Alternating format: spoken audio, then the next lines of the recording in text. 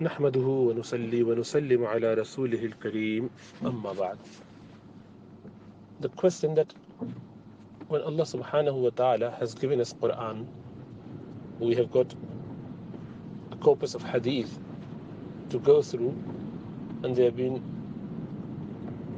several opinions from scholars, thousands of books from ulama of the past and of the present, and then they are all qualified, obviously, the one that we're talking about, the rightly guided ulama, the pious and the most trustworthy ones.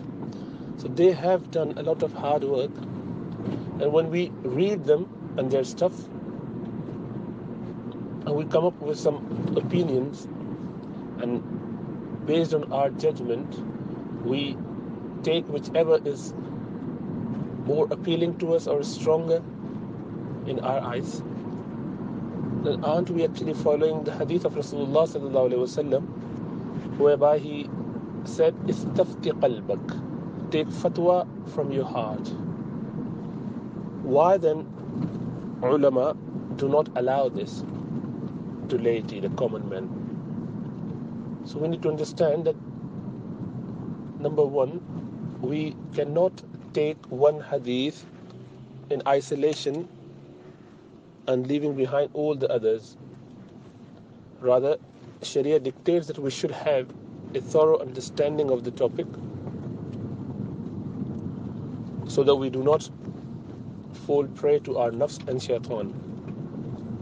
Allah subhanahu wa ta'ala has made it very clear, أَفَرَأَيْتَ مَنِ اتَّخَذَ إِلَهَهُ هَوَاهُ. Have you not seen the one who has taken his whims and desires as his Lord? Whatever the nafs dictates, they just go for it. Whatever they feel like doing, they go for it.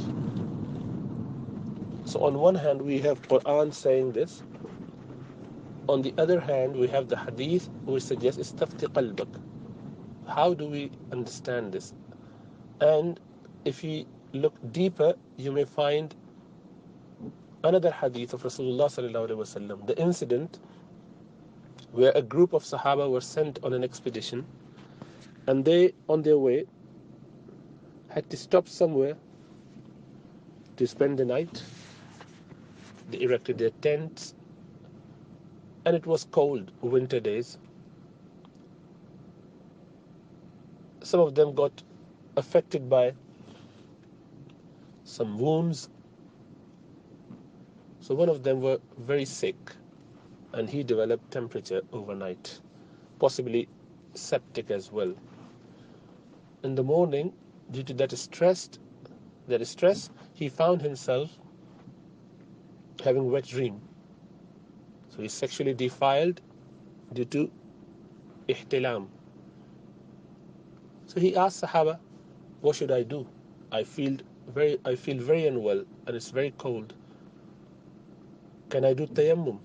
Now here he is trying to follow the Quranic injunction on his own, thinking that would work for him. But the other Sahaba, and none of them were actually qualified to give fatwa. Though they knew Quran, they knew Arabic, they had many hadiths to their account, yet they were not allowed to give fatwa. They were not from those muftis of the time of Sahaba and Rasulullah sallallahu alaihi wasallam. There were about a dozen who were given this status, so people could go to them during the time of Rasulullah sallallahu alaihi wasallam and ask question if they needed. Obviously, otherwise they would go straight to Rasulullah sallallahu alaihi wasallam. But in his absence, and if there was a dire situation, anyway, so they together made a judgment, and the judgment was that since you had ihtilam and you are impure, you have to do ghusl, and there's no other way. And the way to do ghusl was to jump in that pond close by. And he said that I feel so unwell that I fear for my life. And they said, we know nothing about that, and that's the only thing we can tell you. That's up to you. and they all sort of insisted him to take shower or bath. And this poor man did it, and he succumbed to death with that infection getting widespread in the body. So he felt very unwell and possibly had the septicemia infection, and he died, or whatever happened. When they came back to Rasulullah sallallahu alaihi wasallam, telling this story, Rasulullah sallallahu alaihi wasallam became very unhappy with that. And what did he say to them? He said, قَتَلُوهُ, they all have killed him. قَاتَلَهُمُ اللَّهُ, may Allah kill them all. Means, here killing means not killed in that sense, but like may Allah be very unhappy with them. May Allah punish them in one way or the other. So that was the anger that Rasulullah sallallahu alaihi wasallam showed at those who made judgment based on what they feel. They had done the same thing. Istafti qalbak. They have asked not just one heart, many hearts. And they all felt that that was the right answer. And even the companion himself, the old companion, the companion who passed away, who died, he himself agreed to that. He didn't say that, no, that is wrong interpretation. He said, yes, actually this is the answer, but I don't feel comfortable with that. And yet, they were not spared from the wrath of Allah and Rasulullah sallallahu alaihi wasallam. Why? Because the next statement was, Inna shifa'ul ayyi as-su'al. Indeed, the treatment or cure for ignorance is asking questions. So this is what they didn't do. They rather went on to find out the answer on their own. And again, this is going against the Quranic injunction. فَاسْأَلُوا أَهْلَ الذِّكْرِ إِن كُنْتُمْ لَا تَعْلَمُونَ. Ask the people of knowledge if you do not know. Now, when you have so many reports and Quranic injunctions clearly stipulating that we should ask the qualified people rather than istafti qalbak, how do we square the circle? Now, we need to look at that from a different angle.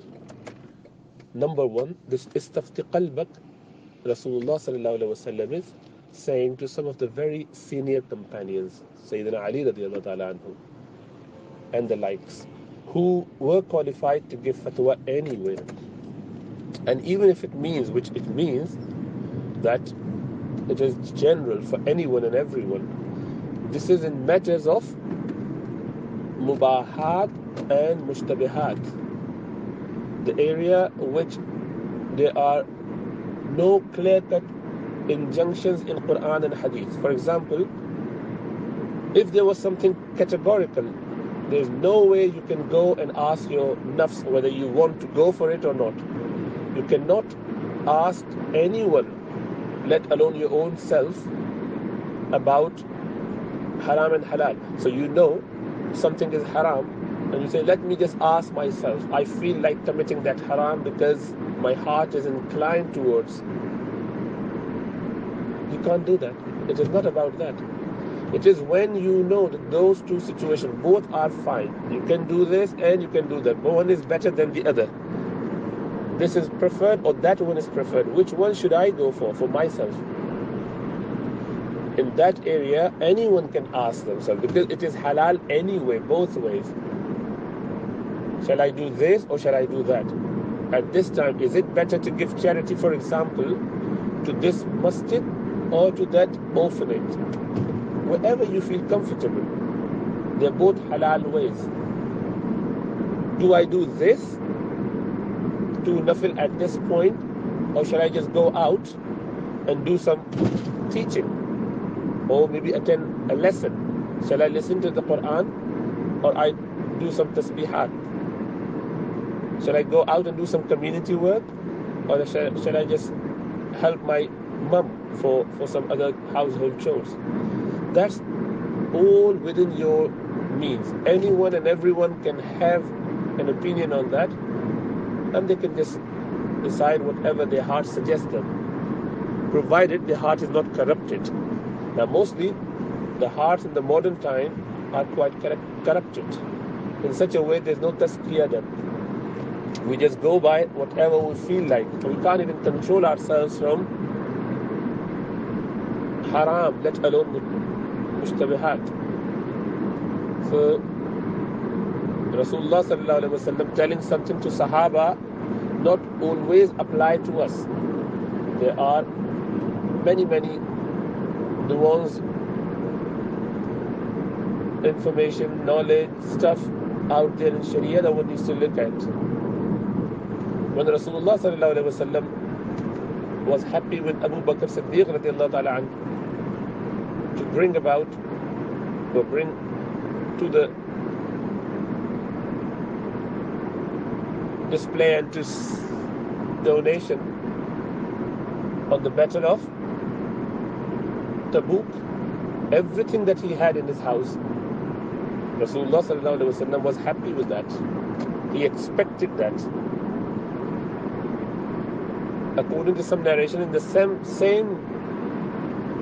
time period, another companion, a relatively unknown one, wrote about everything from his household as well, or tried to do that, following the footsteps of Sayyidina Abu Bakr Siddiq. Rasulullah sallallahu alaihi wasallam didn't accept it. In another battlefield, Abu Talha, he wanted to donate everything that he owned. Rasulullah sallallahu alaihi wasallam didn't accept it. Ka'b ibn Malik, when he was freed, وَعَلَى الثَّلَاثَةِ الَّذِينَ خُلِّفُوا, from that incident of 50 days boycott, he wanted to donate all his wealth. Rasulullah sallallahu alaihi wasallam suggested a portion of that. There are many incidents like that which suggest that there is a difference between someone who is of that level of Siddiqiyah, like the Khulafa al-Rashidun or the Ashra Mubashara, those who are Badri. So they are not equal. Not everyone has same level. So when something is told about them, we do not just take it and run away. Rather, we assess ourselves and see, do we fit the criteria? So a pure self, a pure soul like those of Sahaba, when they were so keen to perform extra ibadat, I would spend all night doing tahajjud. I was never married. I would fast every day. I would do Sawm Wisal, combined fast for 2-3 days. Here what's happening? Rasulullah sallallahu alaihi wasallam is not happy with that because they were overdoing things out of their zeal. That is how pure their hearts were. But when it came to us, in the modern time, the way we have gone down so much spiritually, we go the other way. We try to find excuses. Our questions are, how can I do something which is bare minimum and I would still be able to qualify as a Muslim, and inshallah I would go to Jannah. So what little that I can do rather than what the maximum I should do. That is why our questions tend to be, is it allowed or not? Not that, is it going to bring me close to Allah subhanahu wa ta'ala or not? Because that has never been a goal. That is given. It will come automatically, but I'm only going to do as per my contract, which is Allah made it fard or wajib, I would do it. This is haram, I would stay from it, stay away from it. And rest is up to me, so I'm not going to do anything beyond that. So ours is a situation like this. So we cannot take everything from what Sahaba were supposed to do and were given the leeway. And now look at that and tell me one example where Sahaba actually took that and started doing and giving fatwa on their own. They would rather go on the cautious side. We go on the more risky side. So there is the difference of chalk and cheese. So we can't compare ourselves with Sahaba. So when they are given any leeway, remember that that's not for us. Anyway, if someone feels like that, with all the qualification, all the knowledge. Now, when you say that we have studied, we become aware of Quran and the opinion of scholars and the Hadith, and then I go according to this or that. If you have studied that much and you know all the opinions and their reasoning behind it, all their mustadallat, then you are actually qualified as scholar yourself. You do not need anyone to follow. Rather, you are the one who should be followed. If someone has mastery in a subject and they claim that, whether rightly or wrongly, if they have mastery, then they do not need to follow anyone. Rather, they should be followed. So check your level and identify if you are at that level, inshallah ta'ala. Check your heart. If you have got that much tazkiyah and taqwa, alhamdulillah.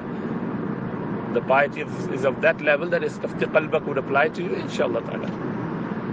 But it's like, when someone asks, Ya Shaykh, can I, as a father, ask my son to divorce his wife? So that Shaykh suggested, if you are like Ibrahim and your son is like Ismail and on their path, then yes, you can do it. So be like them first before you try to imitate and copy them in the matters which does not impose any Sharia ruling on you. Rather, they are at the most could be mubahat. But anyway, I hope it has clarified some of the point, but if there's any questions left, please ask me. Assalamu alaikum.